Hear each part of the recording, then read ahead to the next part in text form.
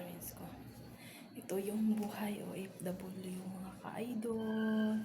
Tapos maglinis pa ako dito sa CR. Dalawang CR to. Nilinisan ko. Tapos sa loob, tapos na ako. Pero sa yung isang CR sa loob, hindi ko pa nalinisan. Unahin ko muna dito paglinis. Kasi pag mag-pray, bawal na ako maglinis dito. Ayan na. Ubanan niyo ako mga ka-idol.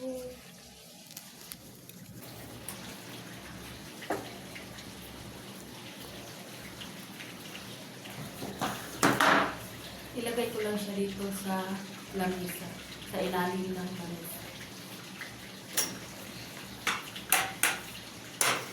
Kasi kagabi, meron silang simba. Ayan, yan. Ito, lagyan na yan ito sa tinapay. Kasi dami yung bisita na ito.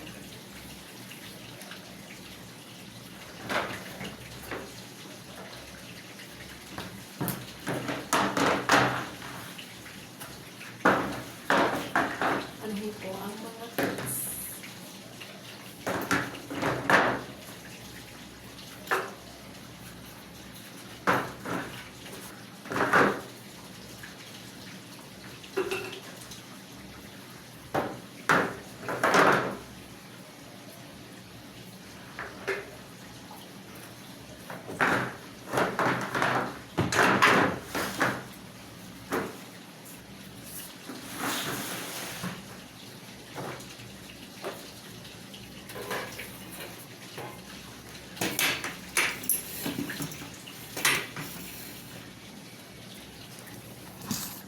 Tapos na mga ka-idol. Tingnan nyo. Ayan, tapos na siya nilagay ko sa yung sa Saudi. Ayan.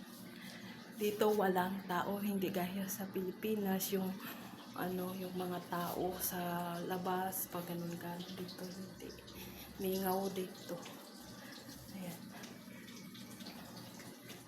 Bye bye. Thank you for watching. I love you all.